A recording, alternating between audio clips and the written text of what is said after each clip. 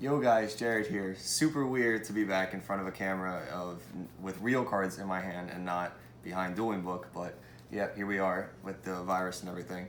But yeah, so I figured I'll give you guys some actual content of deck profile of me going to the locals this past week.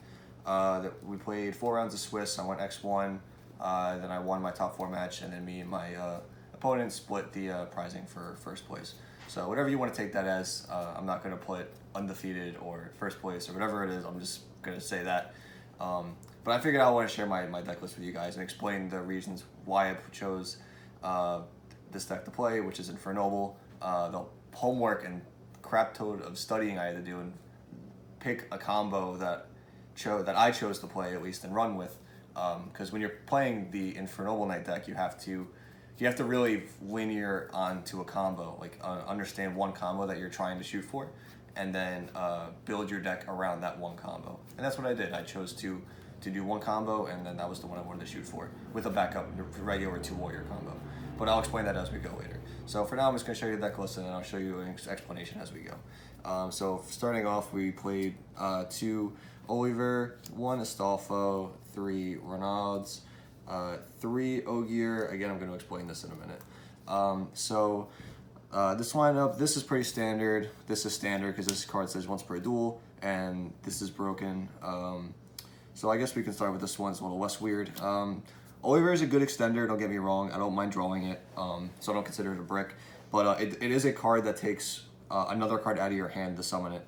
So it's kind of like a worse Abystius, something like that.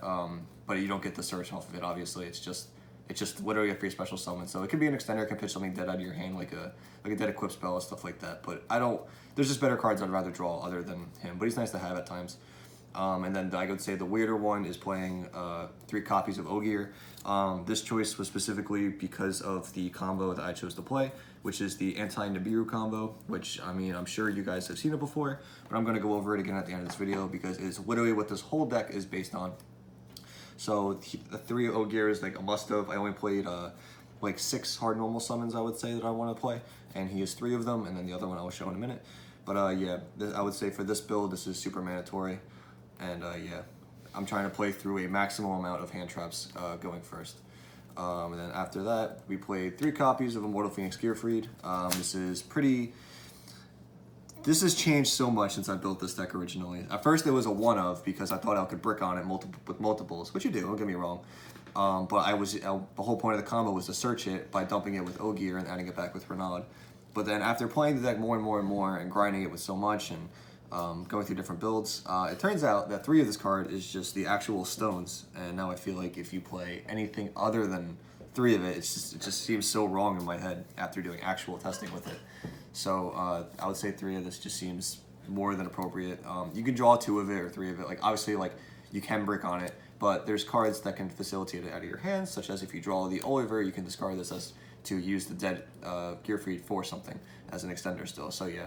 And it's an amazing going second card for breaking boards. I cannot stress that enough. Opening this card is like it's like an unpredictable thing that that some people forget about when you're going first because they're so focused on you summoning 2 warriors, they forget you can just drop a 3,000 beat stick out of nowhere and kind of take over the board from there. So yeah, I think that's very, very important. The other normal summon that I decided to play was 3 copies of Neospace Connector paired with the Aqua Dolphin. So this obviously is a normal summon, but this is the one I wanted to be normal summoning. So I chose to play this over Sublimation Knight, strictly because this is going to be hand traps left, right, in every way possible. Sublimation Knight, you can summon it. They're probably not going to, say they have like an effect Veiler, they probably are not going to Veiler it. They're going to wait for the Isolde for the Send to, which is a way more impactful, something way more impactful to hit with that hand trap. But if you summon Connector and get the Dolphin, you can bait out things like Ogre, Ash, Veiler, and if you start off with Red Layer, sometimes Gamma too as well.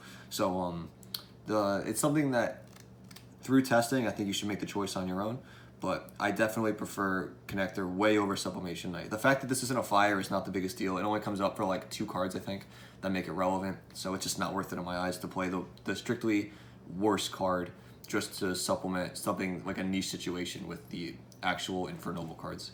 I feel like there's something else I want to mention. Oh, if you draw the Dolphin, this card isn't dead. You can still play it because you could just get someone from hand too. And also, if you just draw the Dolphin and not this, Dolphin's still just a really good card. Like, you can still go Dolphin Red Wire, and it's still perfectly fine. Or I guess Red Wire Dolphin in that order. So yeah, this is just a way better normal summon. And I didn't play a Sublimation Net at all because I'm not going to play 9 normal summons in my deck. I'm not a madman, and I don't want to play a hard brick of Squeak Knight, which does literally nothing. Moving on to Warrior Extender cards. I played 3 copies of Red Wire, 3 copies of Fire Flint Lady, and then I'll wait for the next 2. So I've seen people play like not 3 of these. I don't really know why. They're so free. This helps with the back row decks because people forget that this has an effect that's like very relevant and it works with itself. So against some Altergeist matchups, for instance, you can summon Red Wire, keep recycling Red Wires every turn, and it gets very hard for Altergeist to actually deal with this card because it's just free. It's free advantage every turn. It's just free real estate. But yeah, and then some super crazy people are playing only like maybe sometimes 2 of this, which is bonkers to me because this card it's literally the best extender I think that a Warrior deck could have asked for. This is nothing else that's better, like in any way, shape, or form. It does so many things. It's so versatile. You can special summon a tutor out of your hand if you draw it. If you already have the Isolde and it got stuffed, like this card is so good. I can't stress that enough. And if your Link Cross gets stuffed, sometimes you can summon this, special summon it, and then it can supplement as a level 1 for synchro play with the level 2 tuner, and still go for Marching Middle Marcher. Like there's just so many what's it called? So many variables where this can come up. So yeah, that's those. I don't think I would ever change those. They both just work so good. This is where my build starts to get a little weird. So there's the specific combo that I'm doing, but obviously for Isolde you have to play the level 2 Warrior Tuner. I decided to play TG Striker. Again, for the same reason that I'm playing New Space Connector over Supplementation Knight. This being a fire warrior is not relevant. What is way more relevant is that its effect is very good. It's just Cyber Dragon, which means it's just another extender. So realistically, there's 4 cards in this deck that can counteract each other, which is these 4. But there's been times where when you're playing into a board, usually if you go like Isolde, they're going to clear the Isolde, and then the next one will just be alive immediately. And none of them are once per turn too. So if you don't have multiple Red Wires or I can say multiple TG Strikers, but if you draw multiples of any of these 4, you can keep extending and keep playing through things, which I've done on multiple occasions. Not just at the local, but while grinding online too. Like it constantly comes up, and I had used this effect multiple times. Gemba is just, in my opinion, is just infinitely worse than this card. I don't understand why Gemba is being played when this exists. And then for the last Warrior Extender type card, I play 1 Spell Striker. I don't know what he's doing, but yeah, I play 1 Spell Striker. This is a bit of a weird choice, I know, to some people, but let me explain it again. This is for the combo. Spell Striker is a very old card that has been printed in a long time, but it is to fit for a build for Tatsunoko, to specifically synchro up to do the anti-Nibiru combo with Ogier and Renaud. And this is the best level 3 Warrior Extender type of card. Because you just have to banish the spell from your grave and to special summon itself. So it like, even if it's how can I word it? I wanted to cut Jet Synchron because Jet Synchron does not inherently do anything for the Warrior deck itself. This doesn't, like, Jet Synchron doesn't add anything to the Warrior deck. It's only something you want to pull out with Halki Fiber X. But if you draw it, it doesn't do anything. It's not going to extend your combo. So that's why I wanted to play something that if I draw it, I'm trying to minimize bricks. I would feel like that was my biggest thing. So if I draw this, at worst, it's just an extender. It's just something else to make Isolde to do the 2 Warrior combo. You don't even need this in. Like, there's so many applications. I'm considering bumping this up to more, to be honest, just because it has saved me so much. It kind of reminds me of just another Fireflint or another Ristolfo. It's just a free warrior that you can summon, and you have to put no effort into it. And your deck plays enough spells to where it's going to be alive like 99% of the time. And then your Isolde sends for cost anyway. So if you can get 2 warriors out and have this in hand, this is going to be alive regardless because there's going to be spells in the grave. So yeah, and like I said, it's going to be a part of the combo that I show in a minute. And then for the rest of the monsters, the only 2 quote-unquote bricks in the deck will be 2 O-Lines. Like I said, I don't play Jet. I don't play Gemba. I'm fine with drawing any of these warriors, any of these tuners. I do not care. And the reason I only play 2 O-Line is because O-Line supplements itself. So if you draw 1 O-Line, and you special summon the other one off, say, Halki Fibrax or Auroradon. O-Line has another effect in Graveyard, which you can banish it to normal summon, additionally normal summon like a Phantom Beast, including itself. So you can normal summon the other O-Line out from your hand if you need to, which comes up, as has come up for me in the past. But even if you draw one, the combo still works regardless, and because of the banishing effect in normal summon, if you draw both, all the combos still work as well. So no matter what, how many you have in the hand, as long as you get 2 warriors on the field, the combos will work just perfectly fine. So yeah. And again, if you, even like your worst case, you can go Red Layer or something, and then normal summon O-Line, and even that is still some kind of a combo. It still ends on Savage and Herald, I believe. So it's not the worst by any means necessary. So again, that's it for the monsters, and now we're gonna move on to the spells. Pretty generic things would be 3 Heritage of the Chalice, 1 Reinforcement of the Army.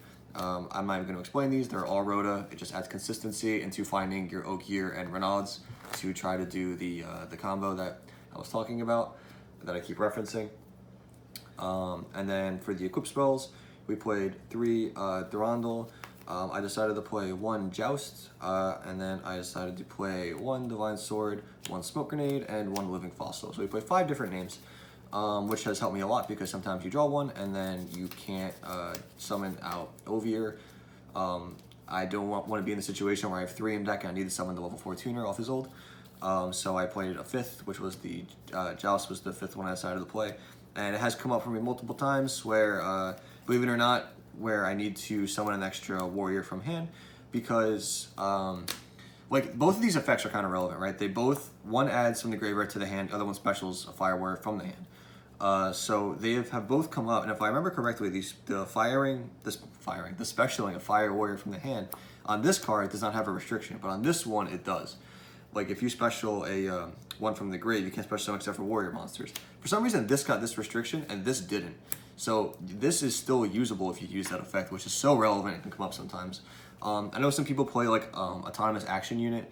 I wanted to play things that were only relevant going first. I never wanted to play something that just doesn't do anything going first, and that was one of them.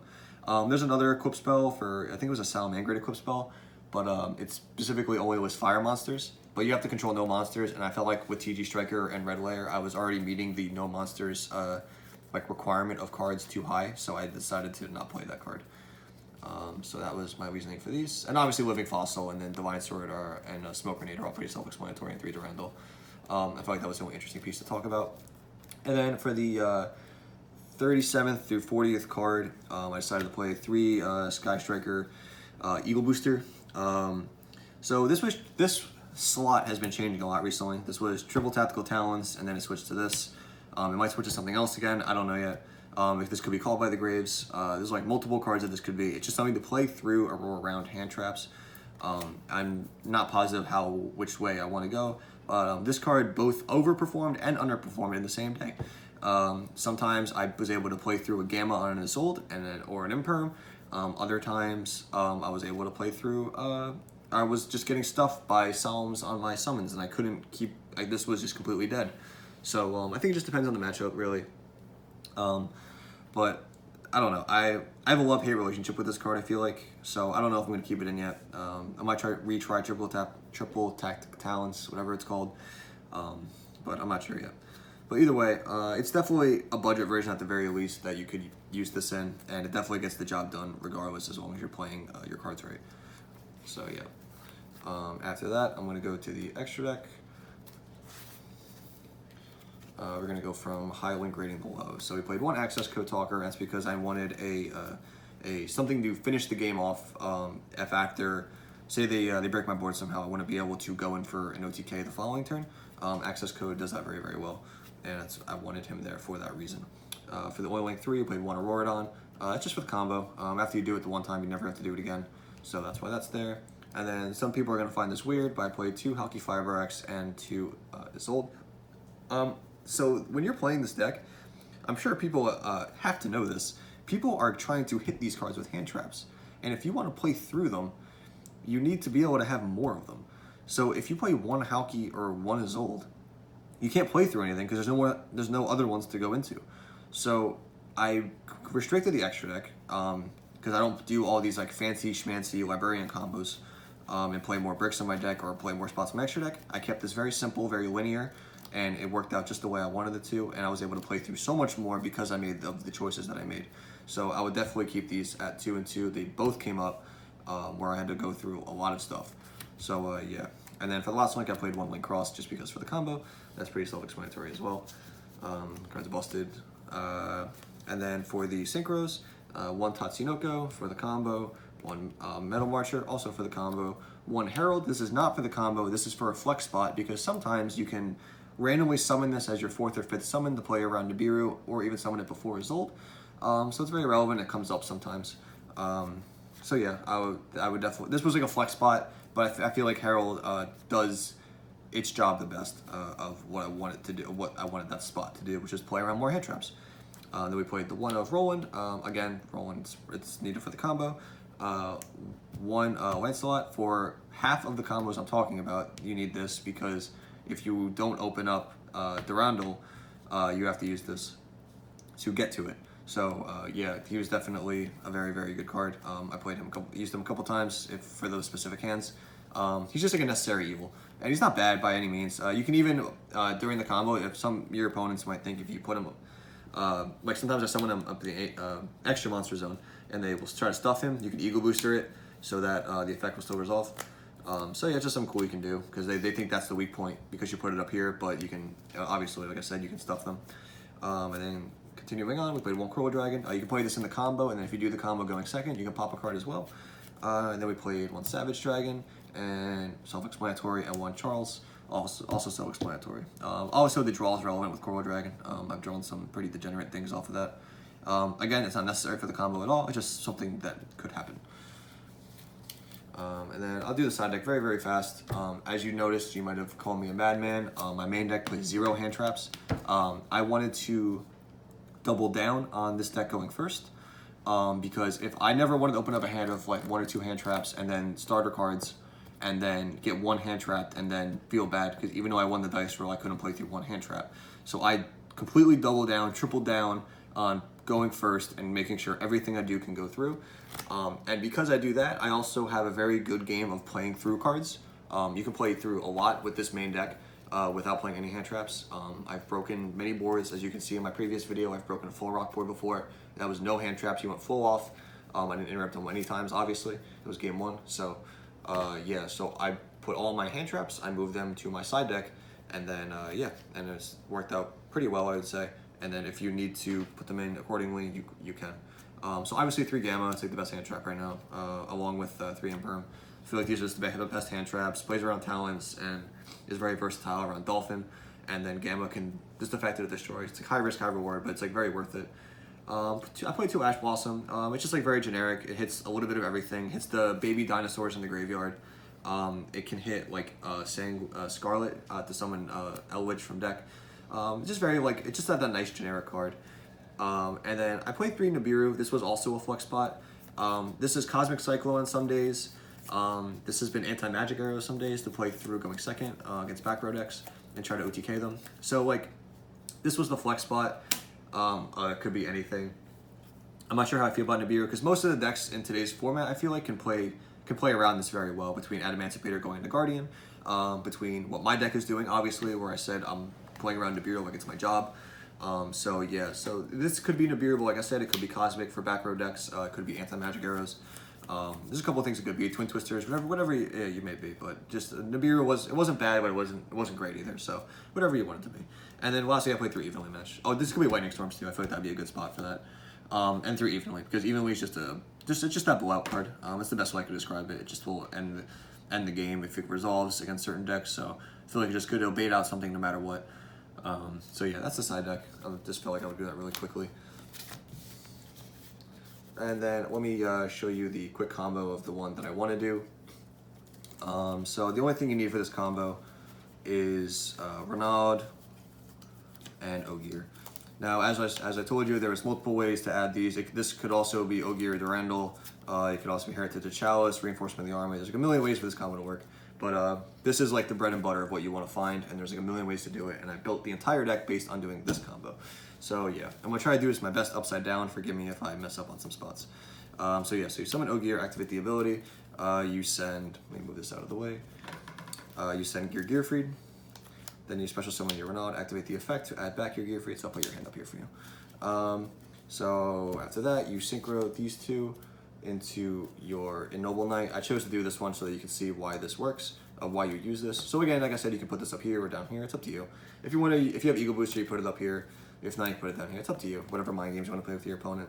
You use his ability on summon to then equip Durandal from your deck to him, and then you can use Durandal to use its effect to add any level 5 or lower fire warrior, which can either be Fire Flint Lady or Astolfo.